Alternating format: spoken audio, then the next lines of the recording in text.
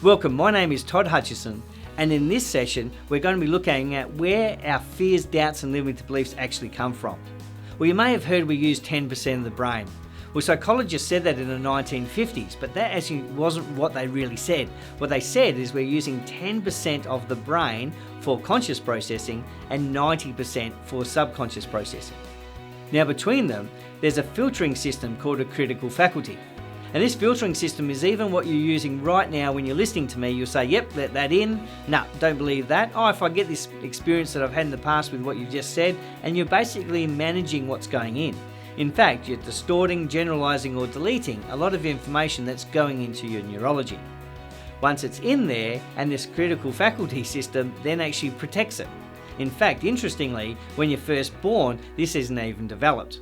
And therefore, a young child is absorbing information because their brain frequency is the same as us in a deep trance. So between the ages of 0 and 2, they're absorbing more information than any other time of their life.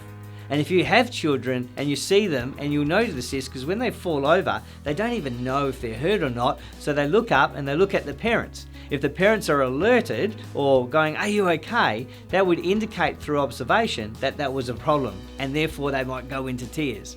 But if you laughed, their interactions would be different because they observed that that must have been funny. So therefore, whatever they're experiencing, observing in their early years is going and causing their core values and belief systems to be created. Between the ages of 2 and 5 up to 7, their brain frequency still is in a trance-like state. But the other thing to understand about children is they've got no reference data. So if I grabbed a pen and it was a red pen and I said this is red, they would then assume that that's red, and that becomes a core part of their belief system. And today, no matter what I said to you or whatever I did, you would not be convinced that it was anything other than red. But red was just a concept, and I could have been taught it was green. So today I'm going to argue back with you that it's green, and you're going to argue with me that it's red, and we're not going to get anywhere. And that's how core values and belief systems are created, based on our experiences and our observations when we were children. See, if your parents were like mine, they said, snake, snake, watch out, snake, I come to learn snakes were dangerous.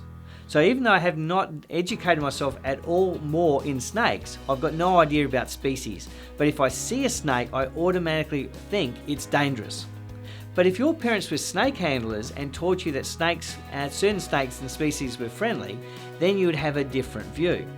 And what I was always interested in is why is it that certain people, when they get up in front of crowds, they can't talk. The fear of public speaking is one of the top fears we have. They often say from research it's in our top 3 fears. So why would that be the case when we clearly can speak articulately when we're in small groups? And the answer is when you're at school between that ages of 5 and 7, you'll realise then when you got in trouble, the teacher often used to stand us up. In fact, if you remember being stood up in the corner, then you would know that that was a really bad thing. And standing up was actually about humiliating you to pull your behaviour back in place. But if you observed that or experienced that and said standing up in front of peers equals humiliation, now that's in our core values and belief systems, and that's going to impact us for the rest of our lives. So if you're having trouble with anything in your life right now, go back and actually say, what is the topic and what are all the sayings I think of that topic? For example, if it's money and you're having issues with money and you can't seem to manage money, then you go back and go, what are all the sayings I remember about money? And you might come up with automatically things like money doesn't grow on trees, or money is the root of all evil, and all these negative things about money. Well, if money was evil, therefore why would I want to have money? Because that would make me associated with evil.